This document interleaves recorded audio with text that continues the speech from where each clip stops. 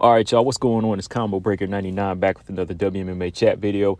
All right, y'all, got a few things I want to discuss in this one, give y'all my thoughts on, because I know some of y'all asked me about my thoughts on these current situations here. You know, some good news, some new signees, but some controversy that's been going on. I talked about it in my live the other day, but, I was out of town, so I didn't really get to do any videos on this, man. But I got to talk about it because it's still part of the fight game, So, yeah, got a couple of new signees that I want to talk about. And the Dudakova situation, Victoria Dudakova, y'all know what I'm talking about, right? So those are the couple things I want to talk about: the new signees, Dudakova, and of course remind y'all about the card taking place this Friday, the 27th, INVICTA FC 54. Just kind of run through who's on the card with y'all. So where we gonna start, man? Man, let's go ahead and get this thing out the way. Let's go ahead and talk about Victoria Dudakova, man. Shout out to my man BJ, because I was on a road trip this past weekend. And I was, driving, and I forgot that the card started real early on Saturday because I was off to another state. And I meant to start the card at like 10 because I knew it started at 10, but I didn't pull up till like 11. And I know BJ had sent me a message and was calling Victoria Dudakova nasty and all that. And I was like, what's going on? So I looked into it. Before I could even see the fight, I already seen a bunch of news going around about Victoria Dudakova fighting with a staph infection. And I was like, wow, man, what? She's really fighting with a staph infection? But no, it got better and better, man. So she fights not only with, just the staph infection, but, it was actually starting to bleed. The abscess was already bleeding on her backside. She said on her butt, she said she still had it. They tried to conceal it in the fight. And at that very moment at the press conference, she said one of the abscesses popped. And, she had a bloody butt right then and there, so that was kind of, like shocking to just reveal that, to me. That's kind of like the same thing as saying, oh, yeah, like we was on juice tonight, like if we didn't have that juice tonight, I probably would have lost. You know what I mean? So to fight with an illness or an infection like that, to me, that's just a no-go. That's just a no-go. I already read through what she said, but I've been waiting to hear what Dana White had to say about the situation and maybe what they're going to do about it. But he addressed it. He said this, shout out to WMMA rankings. He said, if you're going to lie and hide injuries like that, lie all the way home. Why are you going to lie and do that and then sit up here and say it's a staph infection? It's a very weird thing to do, to be honest with you. Very weird, right? So, yeah, that is weird, man. Like I said, it's almost like telling everybody that you was on something, something that they can't detect. So to put this out there, I think there has to be some type of, consequences for it. There should be some type of penalty for it. My thoughts on the whole situation: I'm not with any type of fighter going into any situation with an illness. I don't care if it's a financial, I don't care if you're hard up for money. I don't care if it's a financial situation. Nobody should be allowed to put another fighter's life in danger, or even your own. You know what I mean? Like, you really shouldn't be able to, you really shouldn't be able to go in there and put this person's life in danger, especially if they don't even know about it. Like Jin Yu Fry probably didn't even know that she had a staph infection. Of course not, right? That's what she probably wouldn't have taken the fight. Here you are rolling and rubbing all over her throughout the fight. And who knows, like, you might be scratching your behind during the fight or scratching your thigh, and the blood might get on there. Then you touch the other fighter.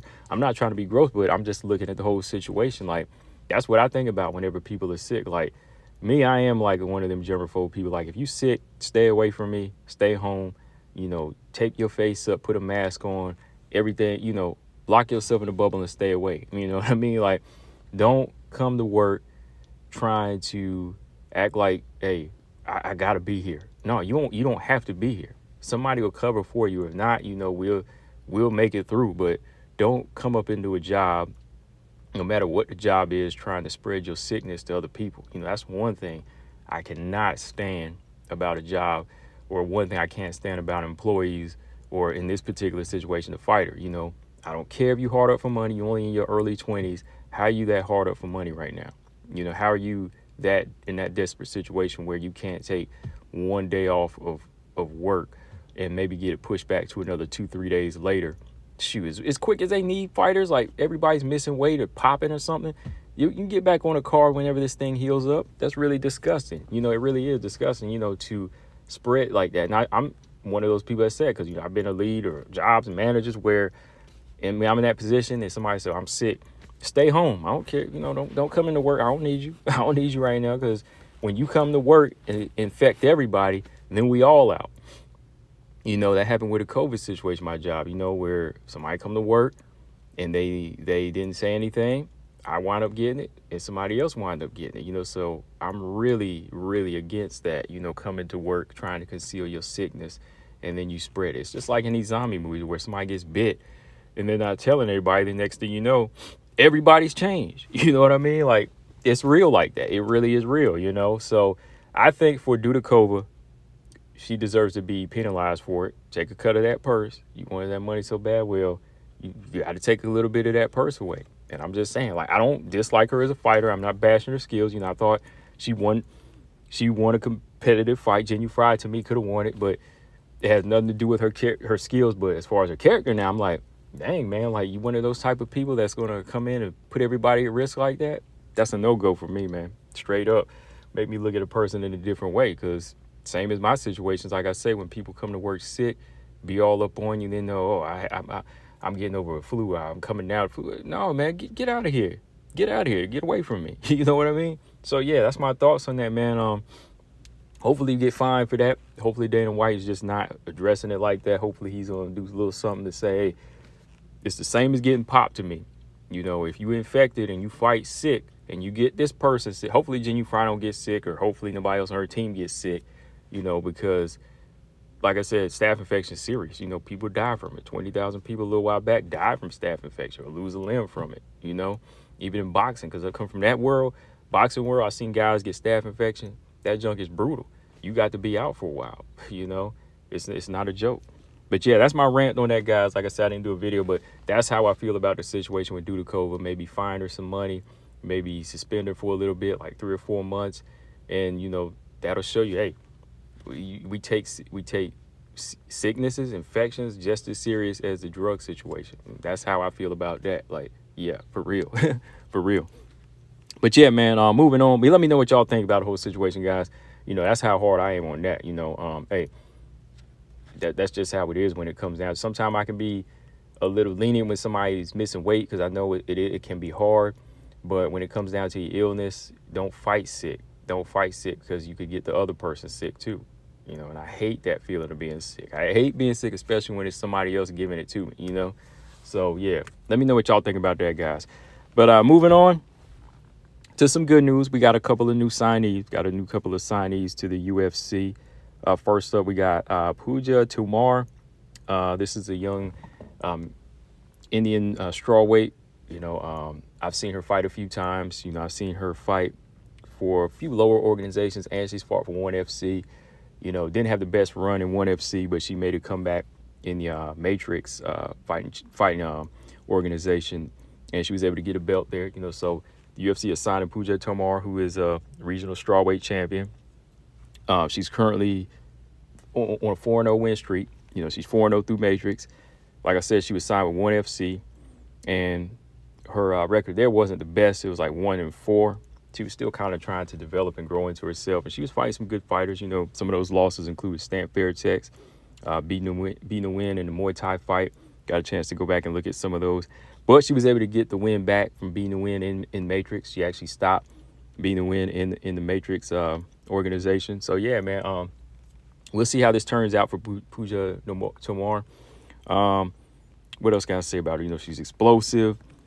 She's got those little combinations. She's short. She knows how to get in. Just need to see a little bit more from her, like as far as her ground game, how she'll handle some of these bigger, taller strawweights moving forward. Let me go ahead and pull up some info on her real quick. Pooja Tomar. I'll kind of give y'all an idea of her record here. Pooja the Cyclone Tomar. Yeah, she's currently 8-4. Has a lot of finishes on her resume. She's been finished a number of times, but she also has a lot of finishes too. So she might be a good addition to the strawweight division. She's, let's see, about 5'1". Let me see, her reach isn't listed here, but yeah, she's about 5'1". So she's gonna have a time. She's gonna have a time. Like, she's gonna have to have a ground game. Gonna have to have physical strength dealing with some of these strawweights that's coming in. Like Loma Labu, and even if that's the Bobolus, girls like that.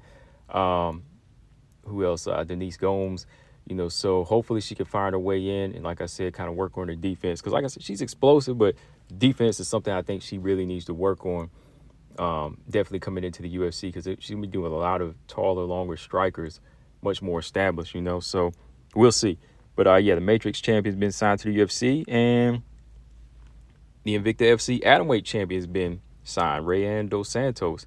But before y'all get happy, like, oh, they signed an Atomweight champion. No, Rayan dos Santos is going to be moving up to 115. Y'all know that. They're not just going to sign one Atomweight and then say, oh, we got an Atomweight division. Don't get happy, because Rayan dos Santos, she has fought at 115. All right. If y'all haven't seen her, you're not familiar. Last year or earlier this year. Yeah, no, it was last Contender Series. She actually fought for a Contender Series contract, which, she came up short against Denise Gomes. She lost that fight. Pretty exciting fight, which she fought at 115. So she didn't get the victory, as you know. So she went back to Invicta FC, won 3 in a row with Invicta FC, including winning the belt from Jillian DeCourcy in atomweight. So got a tough, young, scrappy fighter here. She's got some athleticism. She can move, has some good low kicks, pretty decent stand-up while working on her ground game. So I think it's time. She's won 3 in a row, won a belt, already fought for the Contender Series. She came up short. She had some good moments in the Denise Gomes fight.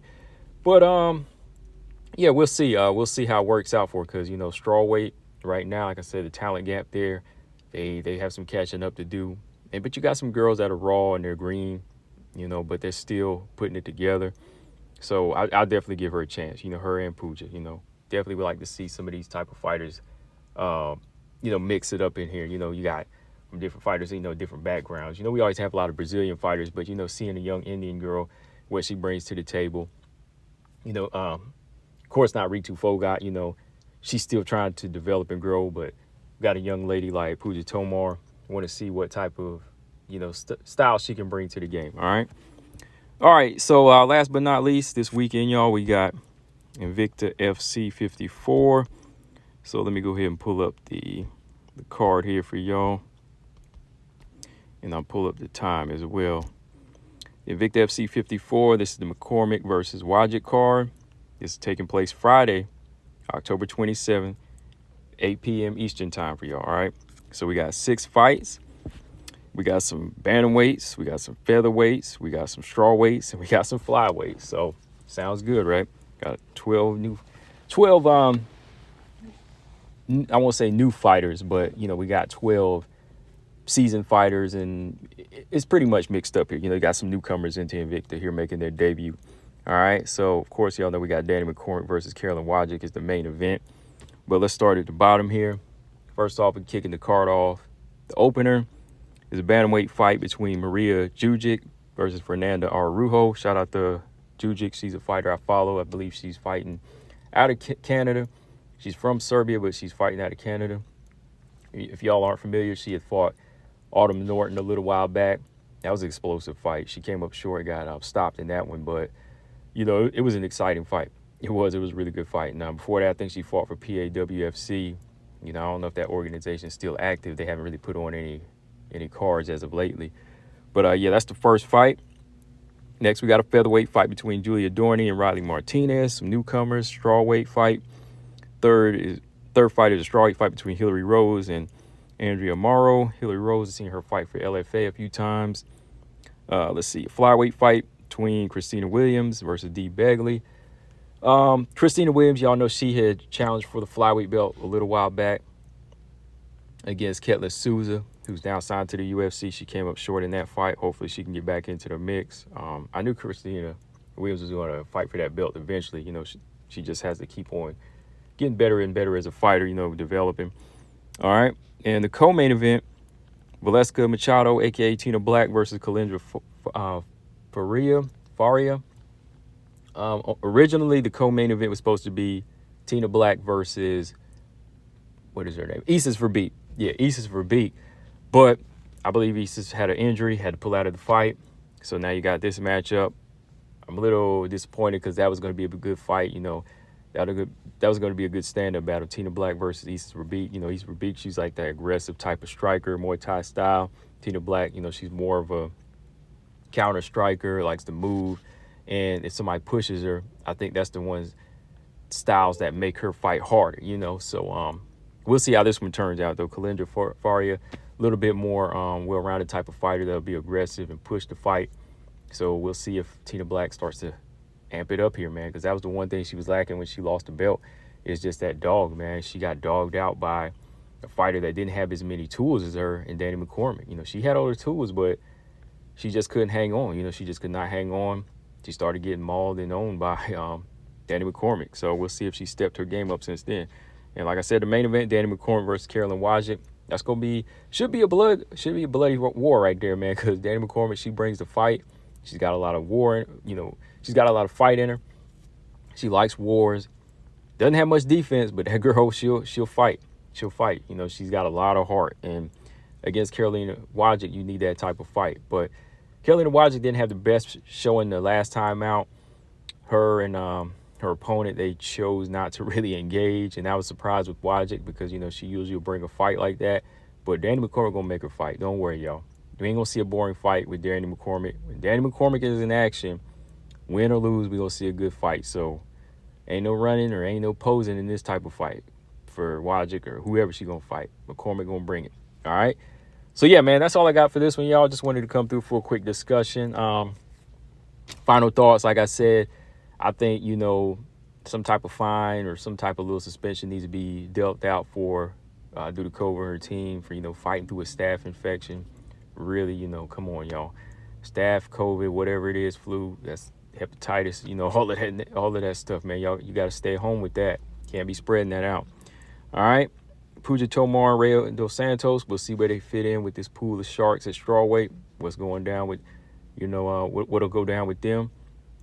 And make sure y'all tune in INVICTA FC 54. This is on Friday, this coming Friday, 8 p.m. Eastern time. So y'all figure that out for wherever you at. Overseas, on the coast, Midwest, Mountain Time, Pacific, Singapore time, whatever time you're on. Figure that out. And you can watch it on INVICTA FC's YouTube channel. What's the other channel? Access TV. Yeah. No longer UFC Fight Pass, so don't even ask me about that. No, you can't watch it on there. But I'm not going to be on for a fight companion for this one. I'm too busy. You know, I'll definitely be watching the card. You know, I'll give y'all my takes on how I think the card was or whatever. I'll do a review on it later. But I'm out, y'all. Make sure y'all subscribe to y'all's favorite WMMA channel. Combo Breaker 99. I'm out. Subscribe. Peace.